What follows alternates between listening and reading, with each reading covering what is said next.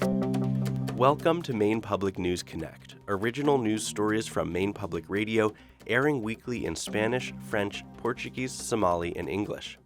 I'm your host, Ari Snider. Today is Friday, January 19th, and here are the week's top stories. Just days after a powerful storm hit the Maine coast, another round of heavy winds and rain caused widespread flooding last Saturday.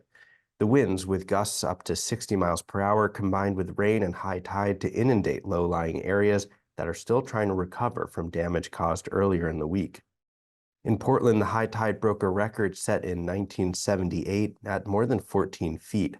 Extensive flooding of waterfront areas and businesses was recorded in Portland, York County, and Mid-Coast Maine. Maine schools are receiving their first round of funding from a new state law to expand climate education. According to the Maine Department of Education, the new grants will go toward creating partnerships between more than half a dozen school districts and community organizations, with a focus on the outdoors and the effects of climate change. The organizations will offer professional development to the districts and help them to bring climate education into their classrooms. The schools receiving the new grants are located across the state, from Oxford and Piscataquis counties to the islands of Vinyl Haven and North Haven. Funding for the project comes from a law passed by the legislature 2 years ago. More grants are expected to be announced later this year. The independent commission investigating October's mass shooting in Lewiston plans to hold 4 public meetings in the coming months. The commission will hear from the Saginaw County Sheriff's Office on January 25th and from shooting victims on February 1st. The commission has also invited officials from the Maine State Police and the U.S. Army to testify. The commission is one of several looking into the circumstances around the killing of 18 people at 2 Lewiston businesses last fall. A new report says maternity unit closures in Maine have been driven by workforce issues and declining births. The authors say a declining number of family medicine physicians who can perform C-sections also plays a role. Several maternity units around the state have closed in the last few years. The most recent have been at York Hospital, Northern Maine Medical Center, and Rumford Hospital. This has been Maine Public News Connect. We'll see you next time.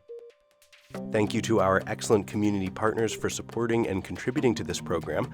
Maine Public News Connect has been made possible by individual supporters and foundations from across Maine, as well as Koo and Patricia Yuen, cPort Credit Union, Hannaford Supermarkets, MaineHousing, and IDEXX.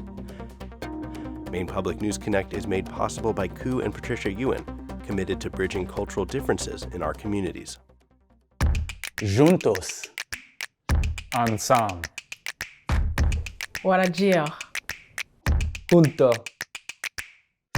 cPort Credit Union. Together.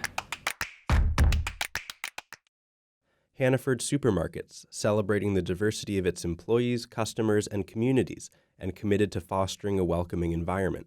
Together, they're greater than groceries. Learn more at hannaford.com.